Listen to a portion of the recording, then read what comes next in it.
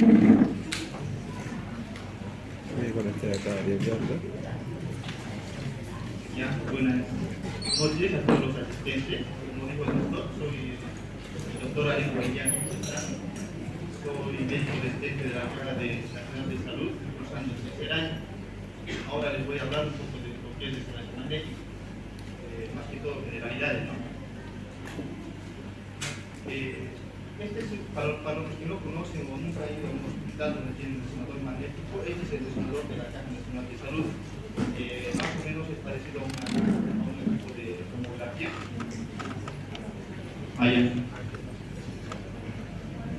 Es parecido a un equipo de tomografía, como vemos, ¿no? Ahora, ¿cómo se producen las imágenes en resonancia magnética? Es un conjunto de procedimientos que utiliza la física para obtener imágenes, aprovechando ciertos elementos que tenemos en el cuerpo y sometiéndolos a un campo magnético. Y el campo magnético a su vez tiene un pulsos de radiofrecuencia que van a alterar esos átomos y nos van a permitir obtener las imágenes. Normalmente la Tierra tiene un campo magnético que se lo mide en Gauss, más o menos tiene 0,5 Gauss la Tierra, que es más importante o más fuerte a nivel del polo norte y del polo sur. Los equipos de resonancia magnética manejan campos magnéticos muy elevados, por ejemplo de 10.000 o 30.000 Gauss. Esto más lo podemos decir en teslas, un resonador de 1.5 teslas, 3 teslas, 5 teslas, como podemos ver aquí. Por ejemplo, el resonador que tenemos en la Caja Nacional de Salud es de 1.5 teslas, es decir, que tiene un campo magnético de más o menos unos 20.000 Gauss, ¿no? De acuerdo a la potencia del campo magnético, las imágenes que vamos a obtener en resonancia magnética van a ser más nítidas, más claras y mejoran el diagnóstico. Ahora, como podemos ver aquí, este es un corte de una resonancia magnética, es un corte sagital a nivel del cráneo. Como podemos ver, la imagen es lo más buena, ¿no? Podemos diferenciar varias estructuras, los núcleos de la base y lo que es la corteza y la sustancia blanca. Esta es una resonancia magnética con un resonador de 5 teslas. Como podemos ver, la imagen es excelente, ¿no? Para cualquier tipo de diagnóstico. Esa es la diferencia. Ahora, en Santa Cruz, la mayoría de los centros que cuentan con resonancia magnética tienen de 1.5 teslas. El único que tiene de 3 teslas es, creo que, Neurocenter. Ahora, como dijimos anteriormente, la resonancia magnética va a hacer uso, ¿no?, de ciertas moléculas. Por ejemplo, el átomo, ¿no?, que presenta un núcleo, neutrones, protones y electrones. Pero va a utilizar principalmente un átomo que tenga un número impar de protones y que está en abundancia a nivel del cuerpo. Como sabemos, el organismo está formado más o menos de un 60 a un 70% de agua, que aquí el elemento más importante es el hidrógeno, y el hidrógeno tiene esas características, ¿no?, que tiene un único protón en su núcleo y un electrón. Ahora, este átomo tiene dos tipos de movimiento, un movimiento de spin y un movimiento de precesión. El movimiento de spin es igual que la Tierra, gira alrededor de su propio eje, y el movimiento de precesión va a girar alrededor del campo magnético. En la normalidad esto es caótico, ¿no? Como podemos ver aquí, giran en todas direcciones y en diferentes direcciones. Ya, ahora cuando lo sometemos a un campo magnético, lo van a alinear. Como podemos ver aquí, unos van a ir hacia arriba y otros van a ir hacia abajo.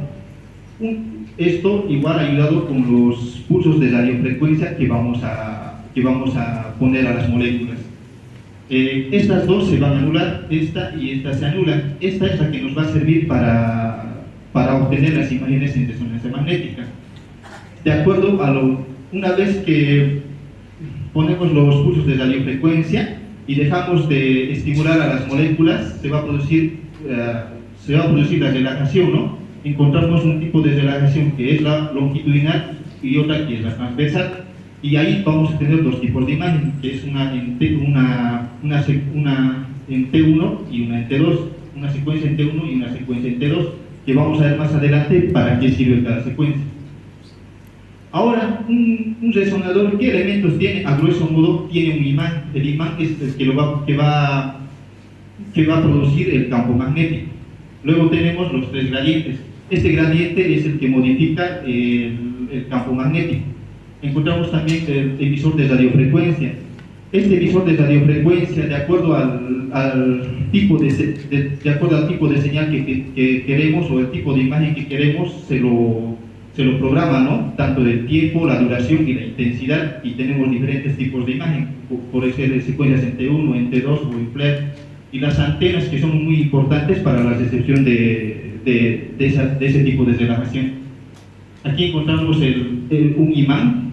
Este imán, cuando entramos a un resonador, cuando ustedes sean internos o cuando ya estén trabajando o cuando estén haciendo la especialidad, este imán nunca se apaga. Es decir, que por ejemplo, si entran en la noche, por más que esté apagado el equipo, este imán sigue presentando esa propiedad, y por lo cual no tienen que acercarse con algún metal, ¿no? Con alguna moneda o con un elemento ferromagnético, o a un paciente igual preguntarle bien si tiene alguna prótesis metálica o tiene algún elemento metálico a nivel del cuerpo, o una prótesis de cadera, por ejemplo.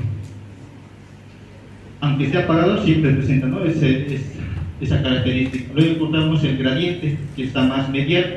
Esto va a modificar el campo magnético, ¿no? Y los pulsos de radiofrecuencia, igual que está más medial, y esto es importante para la estimulación de los átomos, ¿no? Y luego encontramos las antenas. Cuando se realiza al paciente la resonancia magnética, sí o sí es de un segmento determinado. Es decir, que la resonancia magnética es el último estudio en el tema de diagnóstico por imágenes. Como saben, primeramente se empieza por una radiografía. La radiografía no te da el diagnóstico claro, vamos a una ecografía si es que amerita el caso. Si la ecografía igual no es diagnóstico, el paciente tal vez sigue con una sintomatología, pasamos a una tomografía. Después de la tomografía, persistimos con la duda diagnóstica, recién entramos a una resonancia magnética. La resonancia magnética tiene que ser específico de qué segmento queremos. No podemos pedir, igual que la tomografía, una tomografía tórax, abdomen y pelvis. Eso está mal, es decir, que el médico no está ubicado, ni siquiera tiene idea de qué patología está sospechando. Sí o sí tiene que ser específico la solicitud del examen. Por ejemplo, puede ser cráneo, encontramos aquí la antena del cráneo, puede ser la columna cervical, puede ser tórax, puede ser abdomen, puede ser pelvis, pero solo un segmento, pensando bien qué es lo que queremos diagnosticar. Hay antenas igual para cadera, hay para rodilla y para tobillo.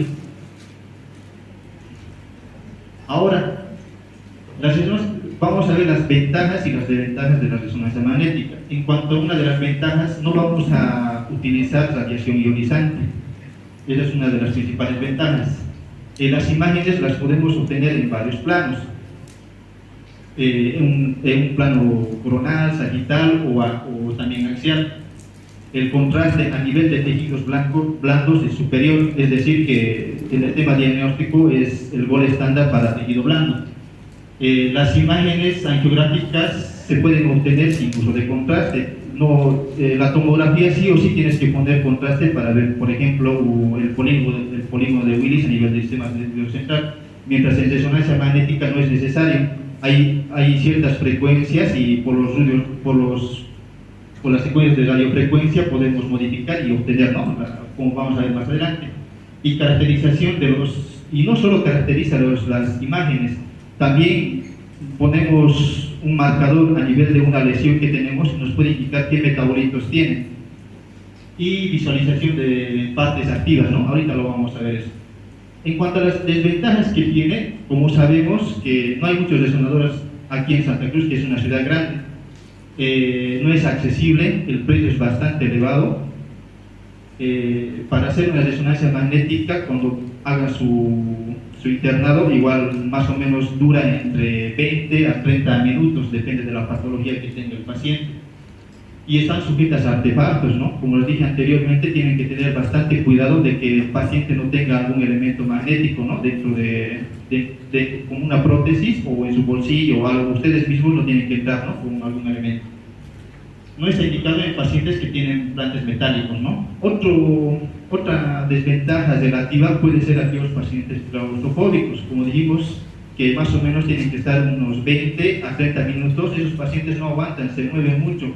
Así es que cuando se mueven, las imágenes no salen de buena calidad, es decir, no van a servir para un diagnóstico y el estudio se realiza para el mal. Esta es una resonancia magnética en una secuencia TOF. A este paciente no se le administró contraste, pero vemos, ¿no?, bien marcado el polígono de Willis. Con el software que tenemos podemos ampliar, ¿no? Podemos hacer cortes más gruesos y obtener una buena anatomía del polígono de Willis, ¿no? Como podemos ver aquí. Esto es sin necesidad de contraste, a diferencia de la tomografía.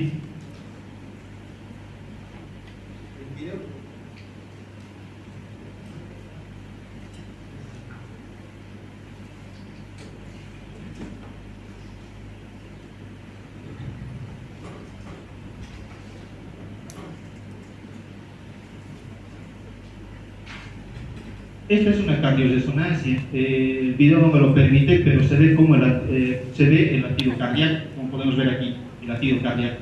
Aquí vemos el ventrículo derecho, el ventrículo izquierdo y las dos aurículas. Como podemos ver, podemos obtener imágenes dinámicas, que es muy importante para un diagnóstico, ¿no?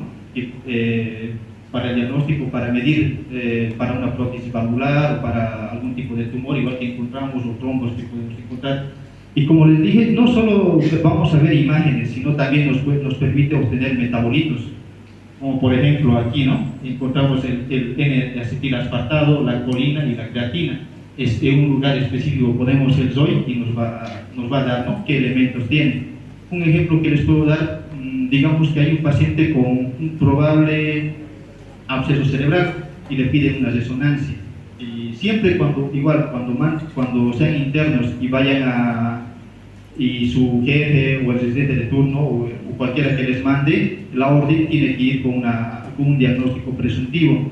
Nunca les tienen que mandar así con dolor o cefalea, digamos, que eso no te apunta a nada. Ya que te dicen absceso, ya le puedes hacer esta secuencia que es la espectroscopía. Lo ponemos aquí en el ZOI y nos va a aumentar el ácido láctico, es decir, que su sospecha diagnóstico con las imágenes que vamos a obtener, ya tenemos un diagnóstico casi certero, ¿no? Ahora, en resonancia magnética no es igual que la tomografía, que podemos obtener. En tomografía vemos por ventanas, ¿no? Ventana pulmonar y ventana de partes blandas o ventana ósea, ¿no? Aquí vemos más secuencias. Vemos una secuencia T1, T2, una FLAIR, que le voy a explicar a continuación, una T2 estrella, una difusión y una T1 con saturación grasa y una T2 con saturación grasa.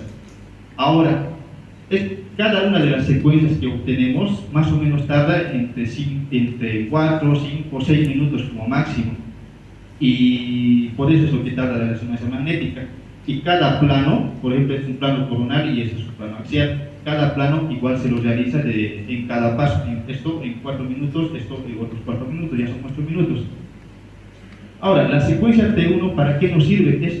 Nos sirve para ver la anatomía del segmento que vamos a observar. En T1, lo que es líquido se ve negro. Nosotros lo decimos hipointenso. Como podemos ver aquí, los ventrículos laterales están llenos de líquido cefalorraquídeo, se ve hipointenso.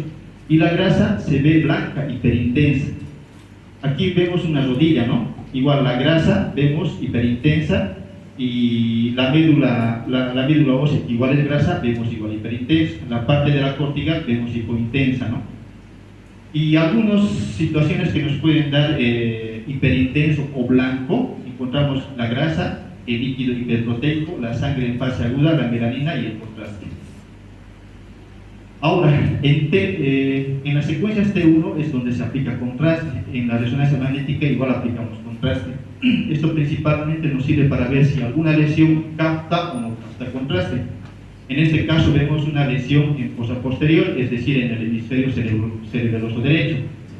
administramos contraste. El contraste que aplicamos nosotros es el gadolinio. Aplicamos contraste y vemos cómo realza esta lesión, esta masa, ¿no? Esta masa extraxial a nivel del hemisferio cerebeloso derecho. Cómo presenta un hiperrealce, ¿no? O un centro hipointenso. Esto puede ser necrótico, ¿no? Porque no presenta realce. Esto del realce es muy importante.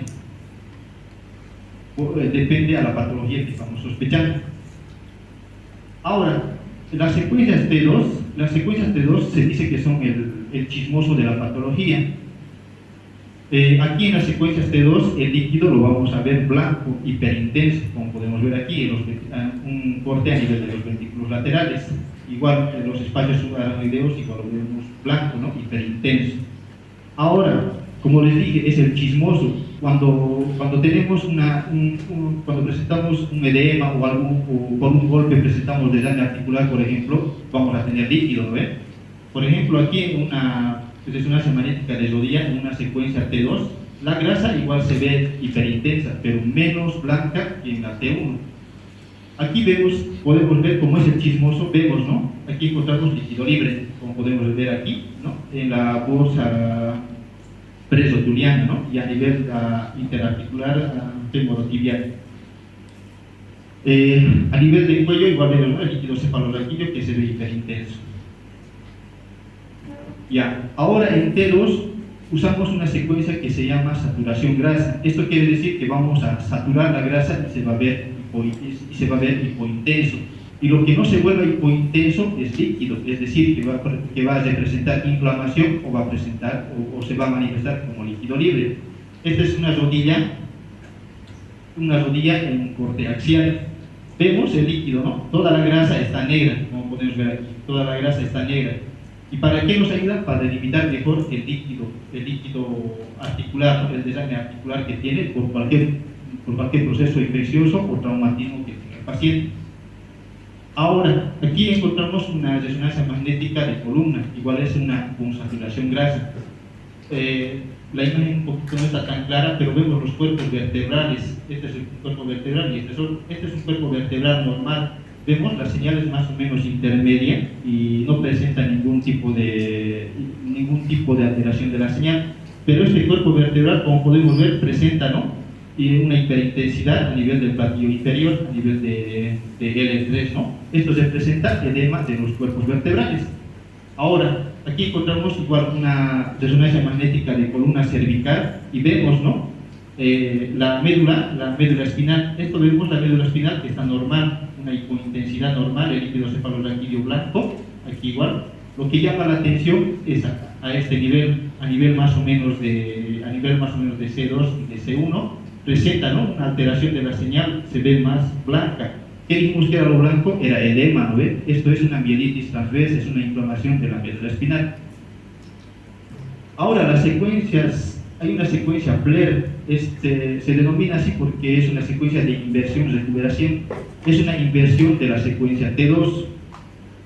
Es decir, el líquido que era blanco en T2 se va a ver negro, hipointenso, el líquido normal, pero el líquido patológico se va a ver blanco, hiperintenso. Como podemos ver aquí, una secuencia T2, ¿por qué? Porque el líquido cefalorraquídeo es blanco. Aquí encontramos una Flair, ¿por qué? Porque el líquido cefalorraquídeo es negro. Y esta hiperintensidad a nivel del mesencéfalo, vemos una lesión focal hiperintensa, ¿no? Y aquí se persiste, ¿no? Encontramos esta es una lesión hiperintensa, ¿no? Este es otro ejemplo. Este es un paciente cardíaco con arritmia cardíaca que presenta un déficit neurológico súbito facio-brachiocular del lado derecho, una hemiparesia brachiocular del lado derecho. A este paciente se le realiza una tomografía. Es un paciente de edad de unos 60, 70 años. Lo que vemos aquí en la tomografía, vemos una atrofia cerebral, se podría decir. Los ventrículos laterales están un poquito aumentados, los espacios subaracnoideos igual están aumentados. Esto es de esperarse para la edad que tiene el paciente. Viendo esta tomografía, podemos decir en una fase hiperaguda, es decir, que el paciente tuvo el evento a las 7 de la mañana y le llevaron al hospital a las 8:30, le realizaron esa tomografía. No encontramos ninguna lesión. ¿Ven? No se ve ninguna lesión. Le realizamos una resonancia magnética por la sospecha diagnóstica. Le realizamos una secuencia, pero me olvidaba decirles que resonancia magnética generalmente no es un estudio para pacientes de emergencia. ¿Por qué? Porque tarda mucho y el paciente no tiene que moverse, así es que los pacientes de terapia, los pacientes de unidad de cuidados intensivos, pacientes hemodinámicamente inestables no son candidatos, ¿no?, para este tipo de estudios, pero sí hay una indicación que es el evento cerebral isquémico agudo en la etapa hiperaguda, que es de 0 hasta las 6 horas, sí está indicado, ya que solo vamos a hacer 3 secuencias, una secuencia T2, una secuencia FLAIR y una difusión. Esta es una secuencia de difusión. La secuencia de difusión lo que nos mide es el movimiento del agua. Como sabemos, el agua se mueve del espacio intracelular, del espacio extracelular del intra, del extra, ¿no?, de acuerdo a los cambios hemodinámicos que vamos a tener. La secuencia de difusión mide eso.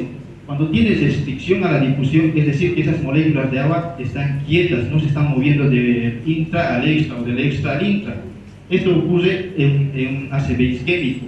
Una vez que se produce el evento isquémico, fallan las bombas de sodio y potasio. Ustedes deben estar más familiarizados con eso, más frescos. Fallan las bombas de sodio y potasio. El sodio entra dentro de la célula. Como sabemos, el agua persigue al sodio, el agua entra dentro de la célula y la célula se hincha, ¿no es? Y quiere decir que no va a haber movimiento del agua. Por eso aquí encontramos se ve hiperintenso. Eso quiere decir que hay una restricción a la difusión, es decir, que por resonancia magnética podemos decir que hay un evento vascular isquémico. Ahora, después de este paciente se realizó una angiotomografía. Como podemos ver aquí, la arteria cerebral media está opacificada, pero aquí la arteria cerebral del lado izquierdo no está opacificado, ¿no? Probablemente por un trombo, igual a este nivel, no está opacificado. Entonces, con esto ya tenemos un diagnóstico claro. La angiotomografía se lo realiza principalmente para ver qué tipo de tratamiento le vamos a dar, o va a ser terapia farmacológica, una trombólisis química o una trombólisis mecánica. Entonces, ¿qué decimos aquí? Que tiene un infarto de la arteria cerebral media del lado izquierdo. Por eso toda esta parte se pinta blanca. Igual, otro paciente que presenta por clínica un evento cerebrovascular isquémico. Igual la tomografía sale normal en la etapa hiperaguda, ya que en la etapa aguda generalmente la tomografía ya nos da el diagnóstico. Generalmente en la etapa hiperaguda la tomografía puede ser normal. Igual a este paciente se le realiza una resonancia magnética, la secuencia más importante, la secuencia de difusión, vemos, ¿no?, una hiperintensidad. Y lo que nos faltaba en la anterior resonancia magnética es un mapa de ADC, que se llama el coeficiente de difusión aparente. Sí o sí tenemos que tener estas dos secuencias, la de difusión y la ADC. Si aquí está hiperintenso y aquí está hipointenso, estamos frente a un evento cerebrovascular isquémico, ¿no? ¿Es video?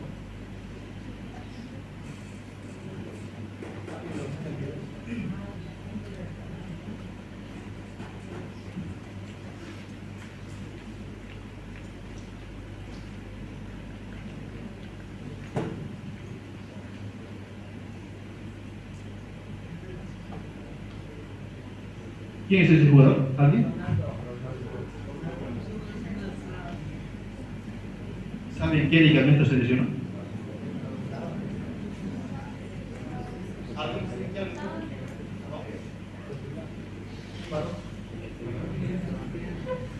¿Nadie sabe? Ligamento dorsal.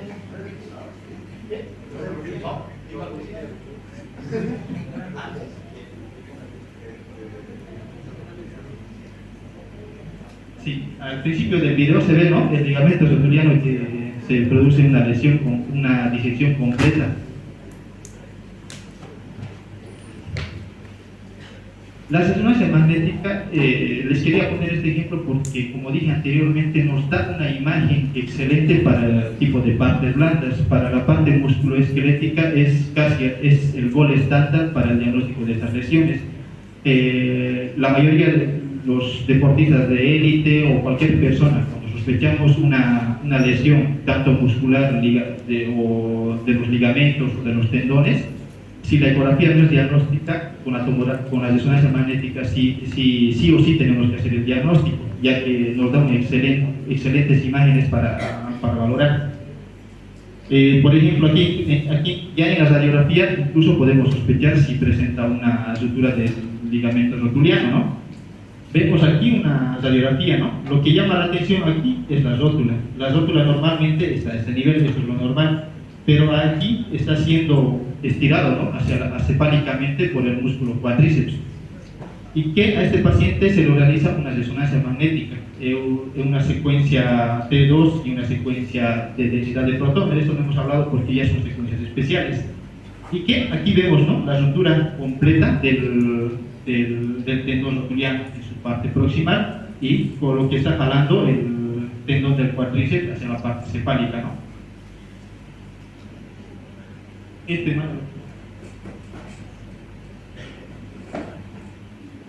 ¿Qué jugadores?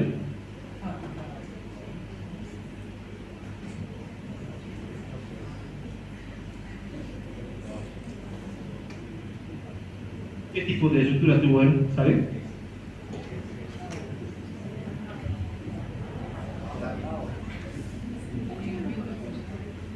El ligamento que más frecuente se lesiona en deportistas o igual aquellas personas que hacen deporte amateur, fin de semana, esas cosas, es el ligamento cruzado anterior.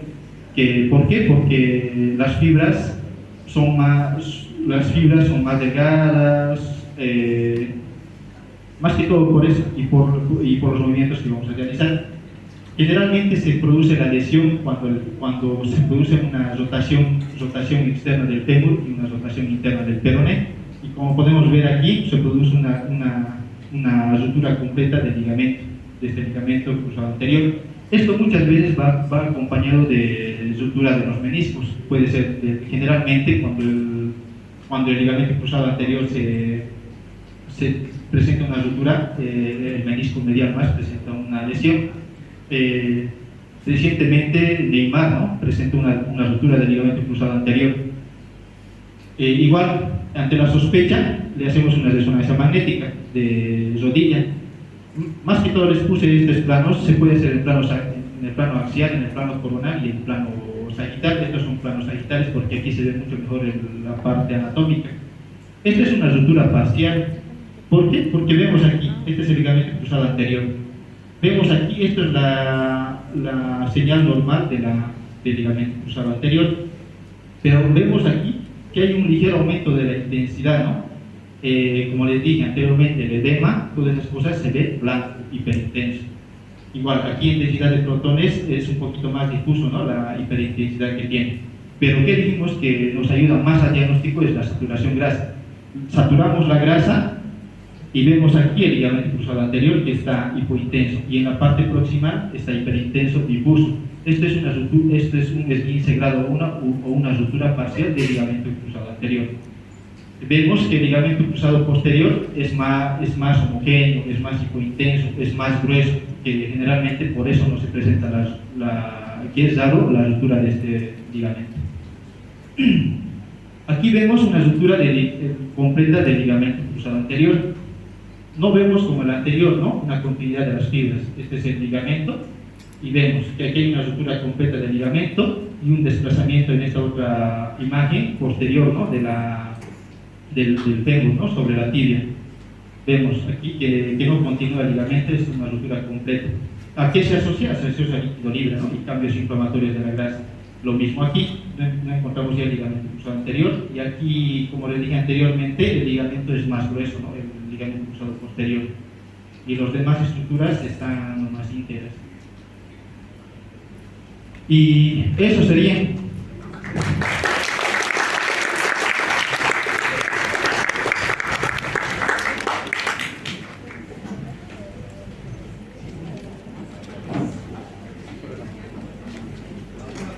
¿Algo que tenga?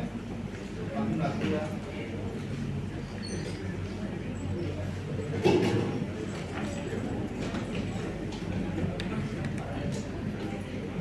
Hola. Bueno, buenas noches.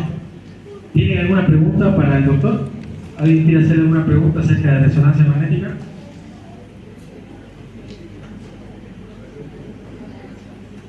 Sin vergüenza pueden preguntar. Tener vergüenza, muy bien. ¿Las prótesis se consideran contraindicación para la resonancia? No es una contraindicación, pero al momento de realizar la resonancia magnética nos va a producir artefactos. Es decir, al momento de emitir los pulsos de radiofrecuencia, la imagen no va a salir buena, es decir, que no te va a ayudar al diagnóstico.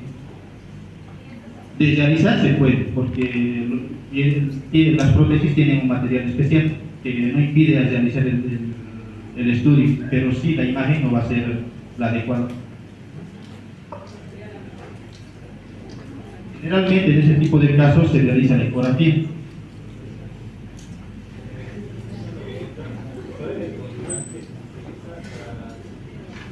Es el gadolíneo.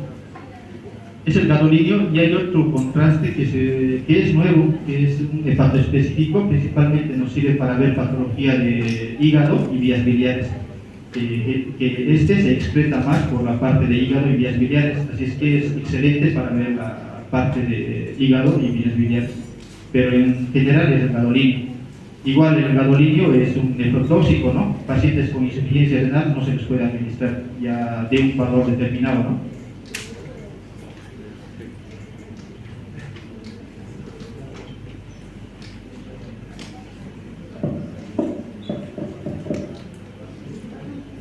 ¿Alguna otra pregunta que quisiera realizarle al doctor? Es su oportunidad. A ver. Cuando son niños menores de edad, no se quedan quietos, ¿cómo les realizan una? A niños es muy raro hacer una resonancia magnética, pero generalmente cuando está solicitado, generalmente se sedan mediante anestesiología, una sedonalgesia, para que no se muera. Respondiendo a esa pregunta, sí, efectivamente, los médicos anestesiólogos también participan realizando procedimientos fuera del quirófano. Y uno de esos lugares son las salas de resonancia magnética, tomografía o la radiografía. El niño no se queda quietito, entonces el niño tiene que entrar a hacer su procedimiento en estos lugares y entonces se recurre para que el anestesiólogo haga su sedación y el niñito esté quietito y le puedan hacer su procedimiento. Entonces es un procedimiento coordinado. Mire la importancia que tiene el paciente que va a ir a hacer estos estudios de estar en ayunas. Todo paciente que va a entrar a un procedimiento tiene que estar en ayunas, porque si el anestesiólogo administra la anestesia con el paciente que hubiese comido algo, entonces puede broncoaspirarse, la comida puede entrarse a sus pulmones, regurgitar y entrarse a sus pulmones y dar una complicación que se llama síndrome de Mendelssohn, que es grave, que causa una neumonitis química por el ácido gástrico que está en el alimento que ha ingerido el niño. Entonces es importante que el niño esté en ayunas para recibir cualquier procedimiento bajo anestesia.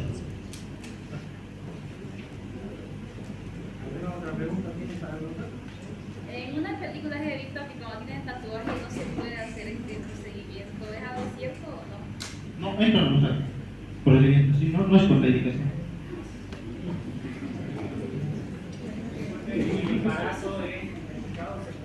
Sí, como no es un estudio que se le expone a radiación ionizante, sí se le puede realizar a la paciente embarazada sin ninguna contraindicación.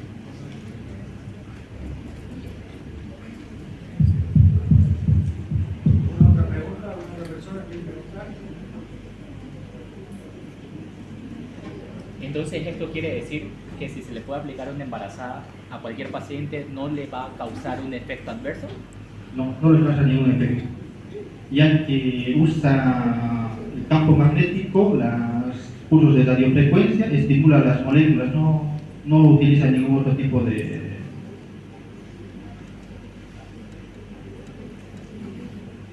¿Alguien más quiere preguntar? ¿Cómo es la diferencia entre el procedimiento?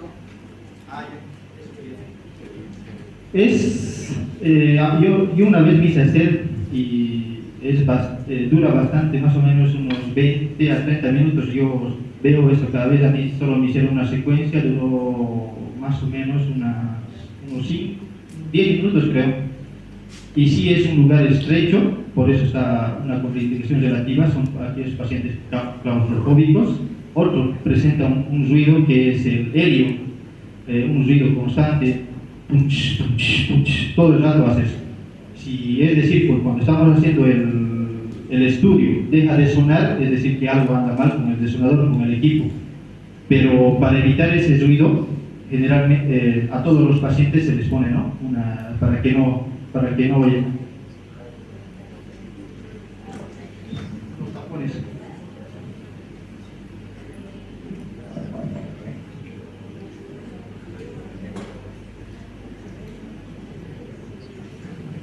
¿Algo más? ¿Alguien más?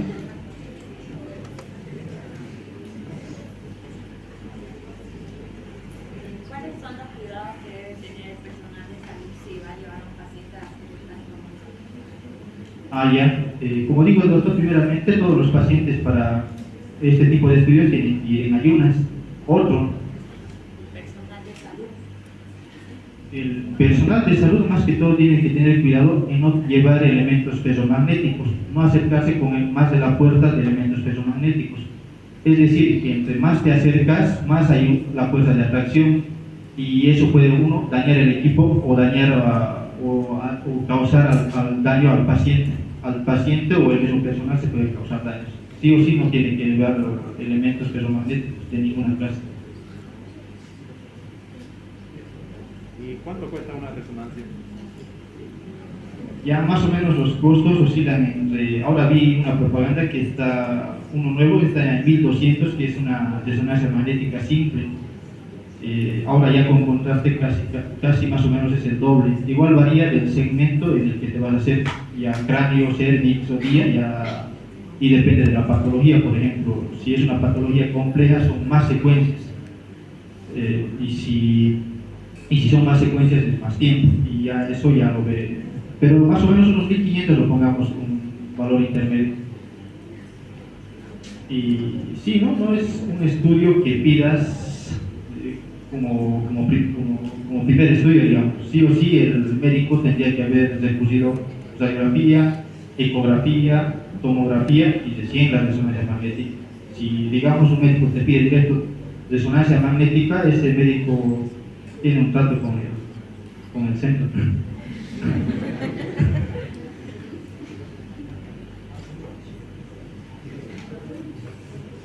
Solo una pregunta. ¿Se pueden colocar monitores a los pacientes que van a ser sometidos a resonancia magnética? Esto sí es relativo igual, ¿no? Hay generalmente en el hospital que estoy, ahí sí entran pacientes de cuidados intensivos, ¿no? Y sí entran, pero ya viendo, ¿no?, qué materiales van a ingresar. Pero generalmente no ingresan, ¿no? Puede ser un oxímetro más, ¿no? ¿Por qué hago esta pregunta? Porque cuando uno administra anestesia, el paciente tiene que estar monitorizado. Y si no está monitorizado, no sabemos si está con buena frecuencia allá dentro de ese lugar pequeñito, chiquito, donde no hay un aspirador, donde no hay un control de la oxigenación, donde no hay un control electrocardiográfico, no hay tensiómetro, ¿no es cierto? Entonces el riesgo anestésico siempre va a ser alto en un lugar fuera del ambiente de quirófano. Sin embargo, es necesario hacerlo y lo hacemos, ¿no? Es necesario hacerlo y por eso tenemos que ir a sedar a los pacientes en estos ambientes que son de resonancia y que no tienen estos monitores, ¿ya? Y tenemos que llevarnos los monitores también para colocarlos, siempre y cuando el resonador el equipo no interfiera en la resonancia magnética, que es el estudio que queremos nosotros realizar, ¿no? Entonces es importante.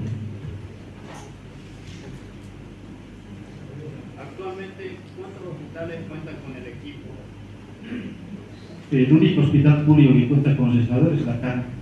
Luego hay los hospitales privados que sí cuentan, pero yo que sepa, el único que cuenta público es la CAN. Y eso que no es tan público, ¿no? Es solo para asegurar a un paciente con marcapasos, ¿creen que se le hace una resonancia o no? ¿Qué dice sí, qué dice no?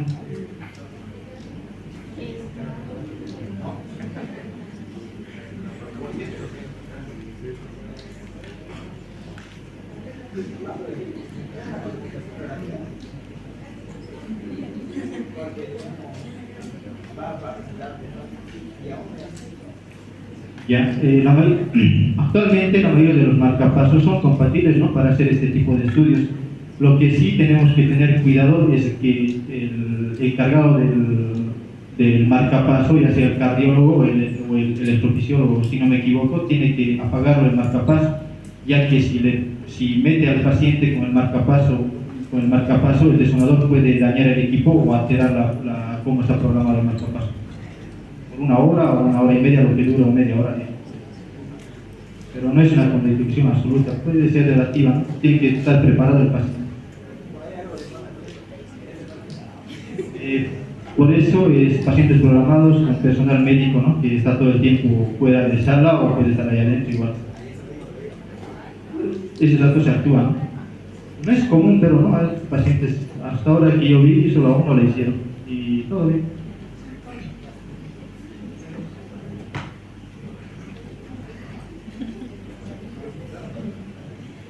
¿Solamente un residente y un especialista en imagenología puede llevar a cabo este proceso, o un técnico medio que se le enseña cómo hacer también puede? En realidad la parte de imagenología, la parte de la especialidad, más que todo nosotros interpretamos las imágenes y también podemos ir al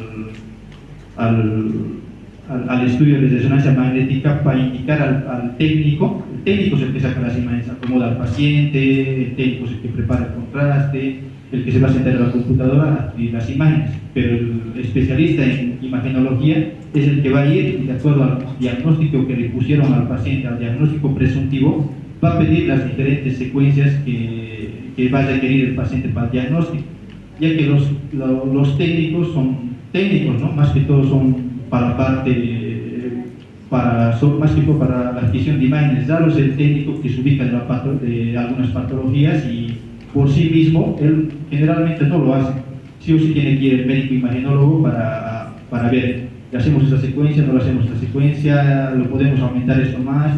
Digamos, vemos una lesión en rodilla y la rodilla solo abarca unos 3 centímetros arriba de la rótula, otros 3 centímetros arriba abajo de los platillos tibiales, pero vemos una lesión más arriba, por ejemplo. El tecnólogo no lo va a hacer, pero si está el imagenólogo, le dice, lo puedes hacer un poquito más arriba y puedes hacer esta secuencia más.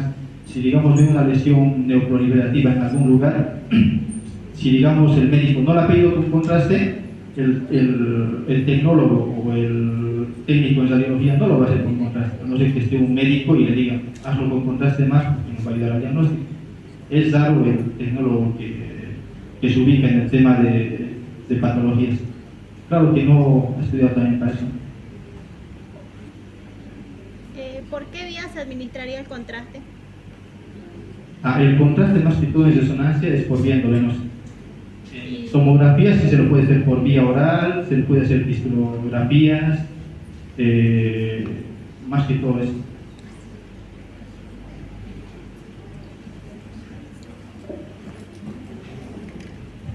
Muy bien.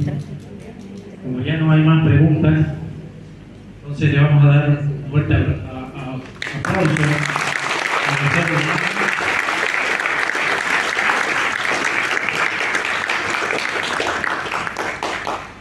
Y agradecerle por haber venido de una forma desinteresada a realizar esta culminación del curso de imagenología organizado por el Departamento de Acreditación de la carrera de Medicina. Entonces le otorgamos su certificado. Muchas felicidades. Muy bien, estos jóvenes, les agradezco. Un ratito, ¿quiénes son de quinto año? Levanten la mano. Bueno, todos los de quinto año tienen que asistir el día viernes a las 11 de la mañana. Va a haber un curso sobre temas de planificación familiar. ¿Ya? Van a venir personas del extranjero a dar este curso. Es importante que participen. Van a hablar sobre el tema de vasectomía. ¿ya? Entonces, se los invita, tienen que estar presentes. Había un formulario Google que tenían que llenar porque va a tener certificado también ese curso. ¿Listo? Muchísimas gracias, pasen buenas noches.